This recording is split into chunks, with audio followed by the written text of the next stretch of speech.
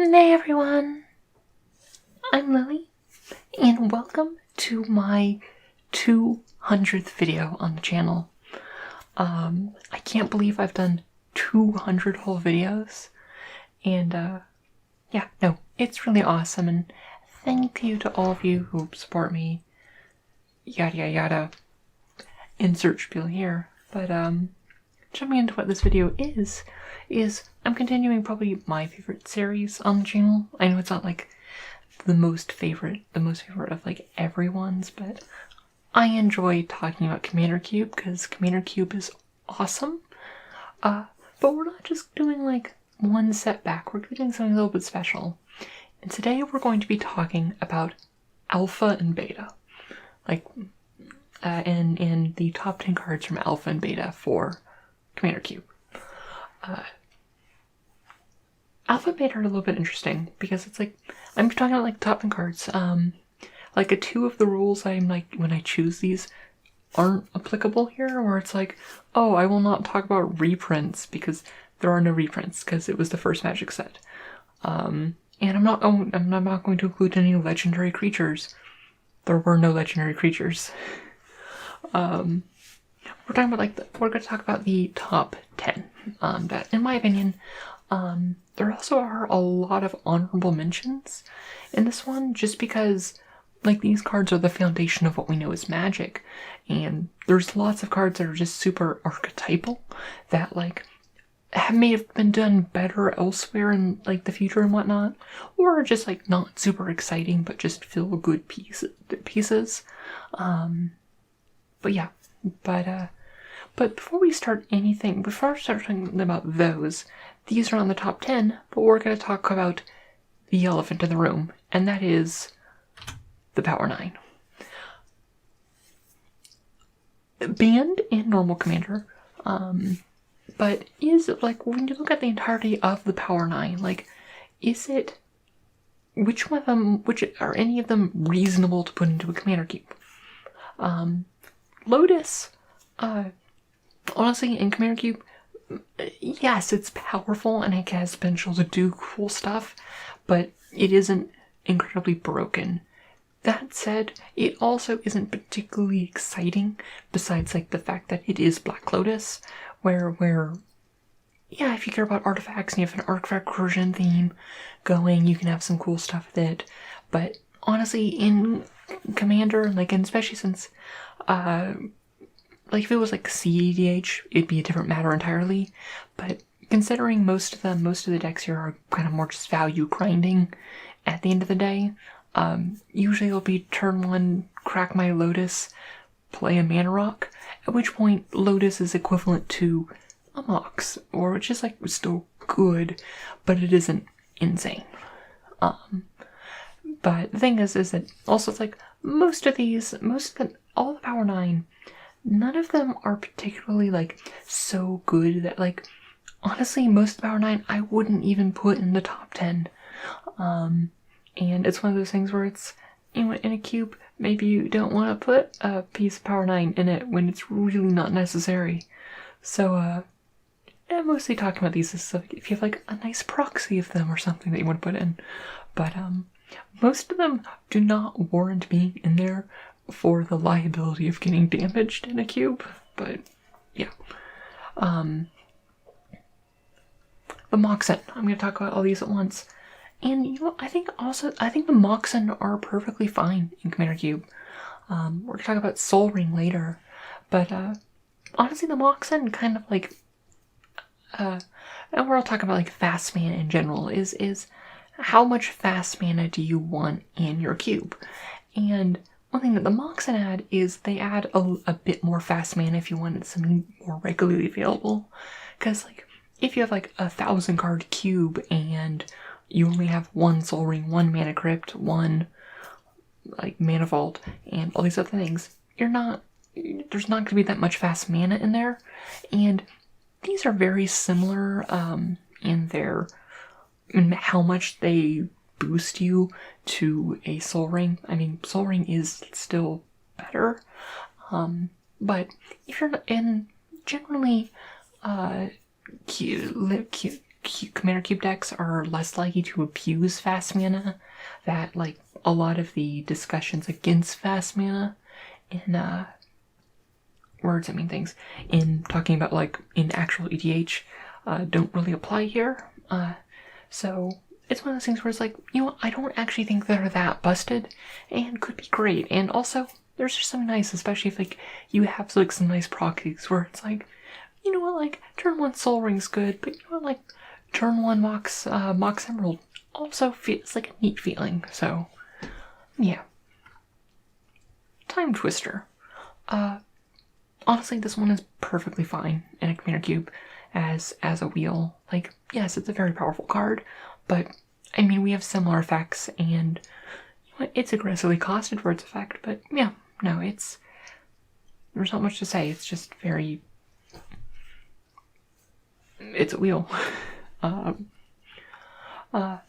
Time Walk, I would say, is this card that is probably not good in Commander Cube. Extra turns, I think, is fine in Cube, like, depending on your philosophy. But Time Walk is just so easy to abuse. It doesn't exile itself, it doesn't get rid of itself, it's really easy to loop with, like, a Soulfire Grandmaster, or any sort of, like, recursion, and yeah, so Time Walk I just feel is a bit too powerful for that reason. So yeah, not much to say there. It's just probably not the best place. Like, I have Time Warp in my one, which is like the 5 mana version of this card, and honestly, I'm even a little bit iffy about that card. So yeah. Ancestral Recall. 1 blue, draw 3 cards. Again, it's very powerful, but honestly, it's nothing busted. Like, I mean, okay, it is kind of busted, but it is a high power level card, but it's not a high power level in terms of it would make an unfun game experience. There are plenty of ways to draw more cards and stuff like that, and yeah, this is just an efficient way to do it. And there is also the benefit, which I touched on, of like having the PowerNine in the cube, is that these are these iconic cards that I talk often when I'm talking about these. It's like, what creates a good, memorable play experience? And there's something about the PowerNine which does add to that little bit of like memorable experience. Like, there's a difference between, even if you were casting at the same time in the game, there's a difference between casting Ancestral Visions and Ancestral Recall, and things like that, where one is definitely has that like feel to it. But yeah. So, and but we're going to now go into those are the PowerNine and my general thoughts on the PowerNine. That said, none of them are particularly high picks for me for a Commander Cube. But now we have a grand total of 8 honorable mentions. And most of these just being very archetypal, where they're not necessarily super flashy or exciting, but at the same time, they are interesting in the fact that, words, I mean things.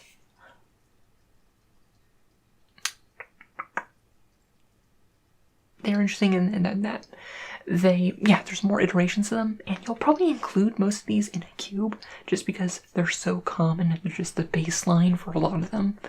But they're just not quite there enough to meet the top 10. The thing is that Alpha has a lot of contenders for good cards in cube because it's a good game. It's what started it all, and yeah. But first off, we have Counterspell. I mean, Counterspell is still good in Commander. Like, there's not much to say. It's Counterspell. I'm going to go through these honorable mentions pretty fast for the reason that they're pretty straightforward. Wrath of God. I mean, it's the OG Wrath, and Wrath's famously very important in Commander. Wheel of Fortune. This one's here where I think you can make an argument for Wheel of Fortune being higher. The reason I have it at this point is honestly cost. And that's why I don't bring in that top where yes, it's a very good effect, but unless you have one lying around, I don't want to put over $100 card that is just another wheel. I don't know, at least me, I feel a little itsy antsy about putting like really expensive cards in the cube, but yeah. But it's also one of those things where like wheels have to be done again and again. But yeah. Dark Ritual. This is one of those things where it's like you have to have support for these sort of effects. Same thing with like all the new red ones, where these effects are really cool and honestly affect, like, in many ways are kind of will end up being a play pattern like I described in like oftentimes either you use it to have like a big turn. Storm is kind of hard to put together because it is a very tight thing and that doesn't really come up in Commander Cube. That where you see these cards most often in modern decks. But like Dark Ritual, I found is a fine card. Like, I don't hate like turn 1 swamp Dark Ritual into Mana Rock. Like, I don't mind paying an extra card for that effect or things like that, but it's just one of those things where it's archetypal, but it doesn't really meet the oomph. Demonic Tutor. This is the honorable mentions because, I mean, everyone has different opinions about tutors personally. I don't mind tutors in Commander Cube because just because it's like you're only playing with these decks once and you kind of want that. This is this deck's one-time shine and you want to make it work, and tutors help smooth that out. But this is here because people have different ideas of what they want their cube to function in. Some people just don't like to use tutors in that. Channel. Channel's here because it's a fun card, and I like it. It's in my cube because I love green spells, and this is like one of the archetypal green spells. But, I mean, you have to be aware that sometimes people will just turn to Blightsteel, or turn to, like, Emrakul, or some big Eldrazi, and stuff like that, and that is the risk you run with Channel, and that's kind of like a decision you make yourself, and it has some really cool plays and stuff, but it's something you have to ask, is this something I want for my cube? I personally do like it because for me, Commander Cube is intrinsically one of those really high variance games where it's not the tightest plays. It's not like luck is a huge part of Commander Cube for me, but it's more about it's the experience of playing.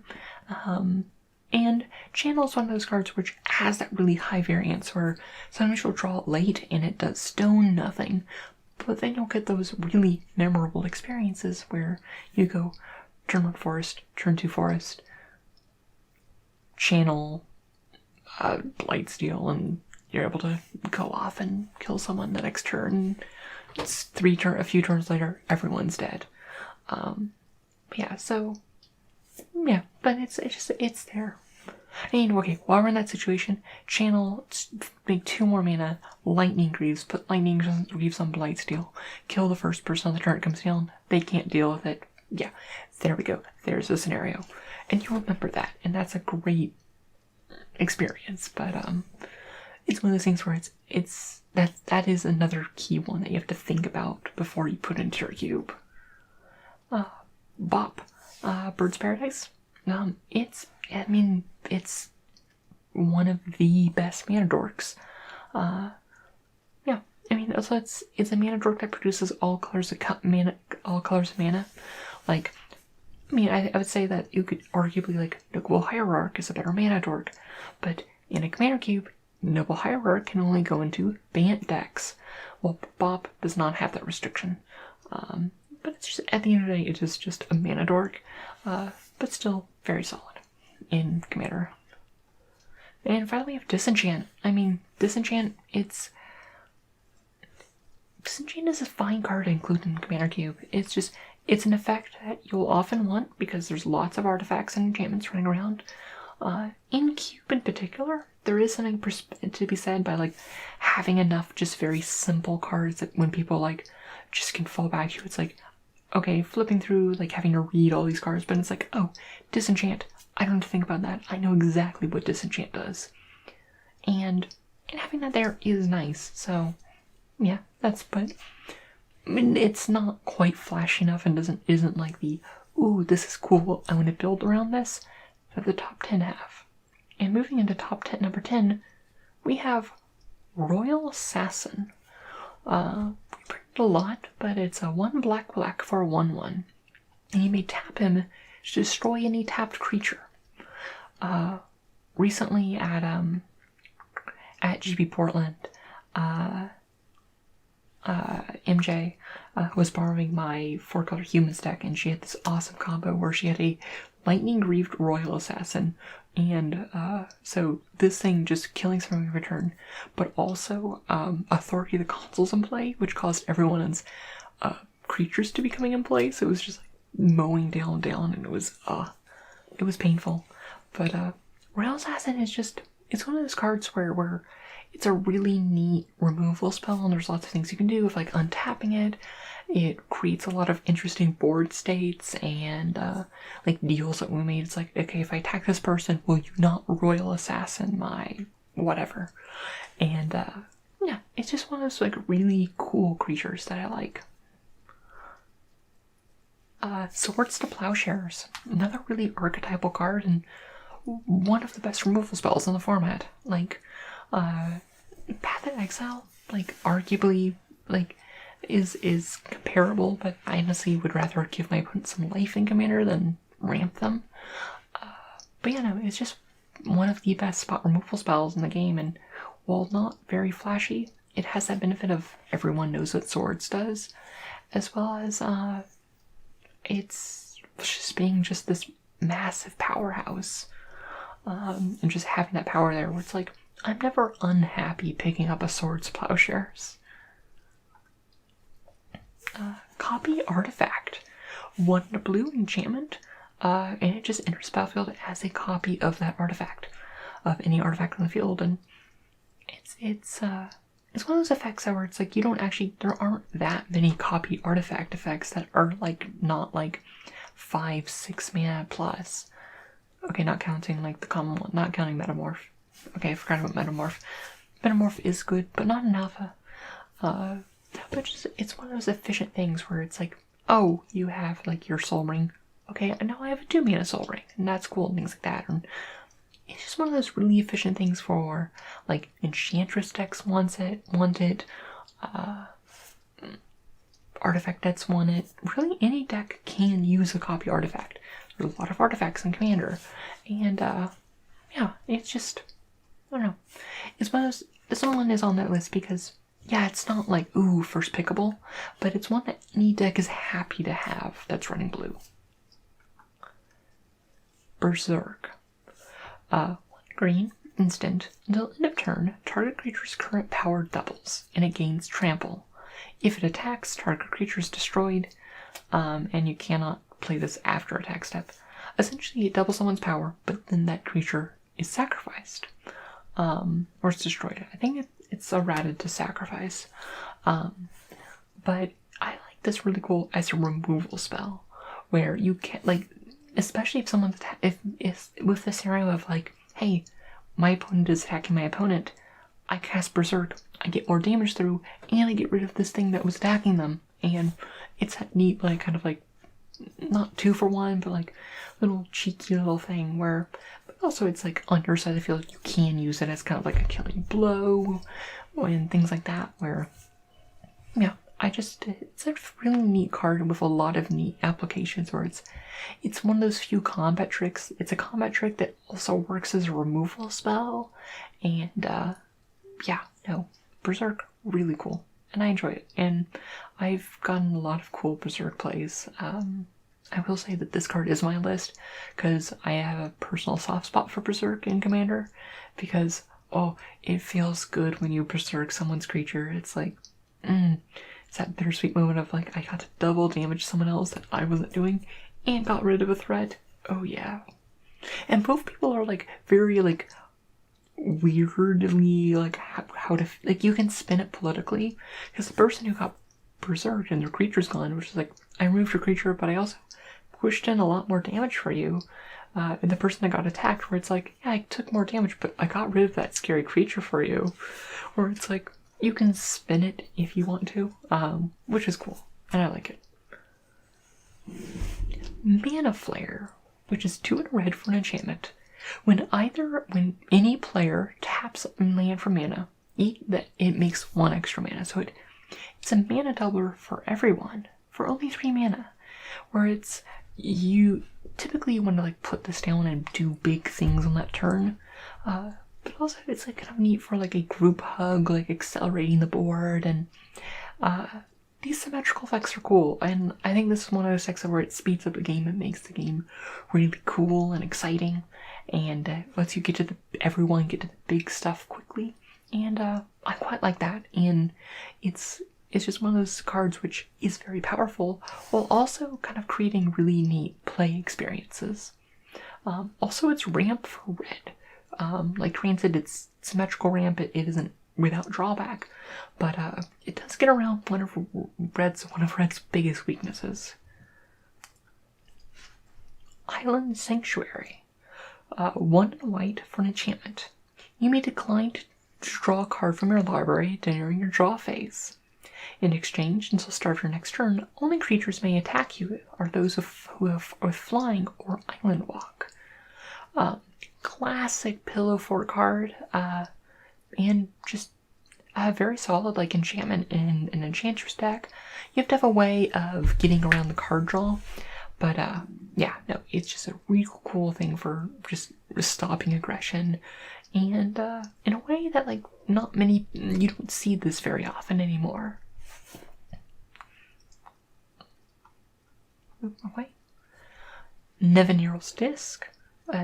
Another one of the classic board wipes, which is a 4-mana artifact, which you can pay 1 to destroy all creatures, enchantments, and artifacts. And yeah, so it's one of those things where it's one of those classic board wipes, but it's also a classic board wipe that goes into any deck. And yeah, there's not much to say. Like, that's what it does. It goes into every deck. And it's just one of those, its flexibility is what really shines for me, where it's one of those things where there is a problem with Commander Cube where, because you are very restricted in your colors, mine not as much because it does focus on 3 and 4 color cards, where it's like, okay, there's nothing in this pack for me, and this is an impactful card that will never like add to that, the number of those scenarios. As well as just being one of the best removal white board wipes in the format, because there's cool things you can do for recursion and making it indestructible and other cheeky things like that.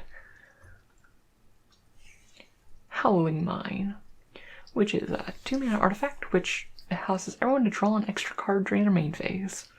Just archetypal card for any sort of group hug strategy, any sort of like Nekusar-esque strategy, and it's just like these effects are great. Like group hug effects, like have like really neat like feels and everything. And honestly, I just like group hug effects a lot. Not necessarily in dedicated group hug decks, but for the political implications and the just kind of like, I don't know, I want to make everyone happy, so here, have extra cards, and then leverage it to not use them against me, hopefully. But yeah, no, just Hadley Mind is like, if you were to say like if you were to name one card for group hug, it's Hadley Mind. So yeah, Hadley Mind. Chaos Orb. Now this is a very iconic card, which is played in almost no formats because it is banned in almost every format. Like honestly, it's a silver border card, but for that, it's just you don't see it played, you don't see it resolved. But it's a 2-mana artifact which you can pay 1 and flip it from play area from at least the height of at least 1 foot. It must turn over at least once or discard with no effect. When Chaos Orb lands, any cards in play that it touches are destroyed, as is Chaos Orb. So you like hold it above the table and you flip it and down and it destroys what it is.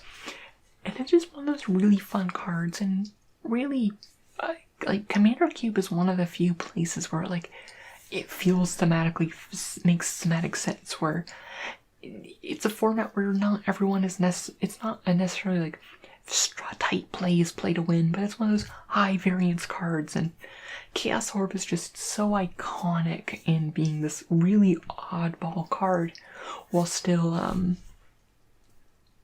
being in this scenario where it can create some really memorable plays. So that's why it makes the number 2 slot.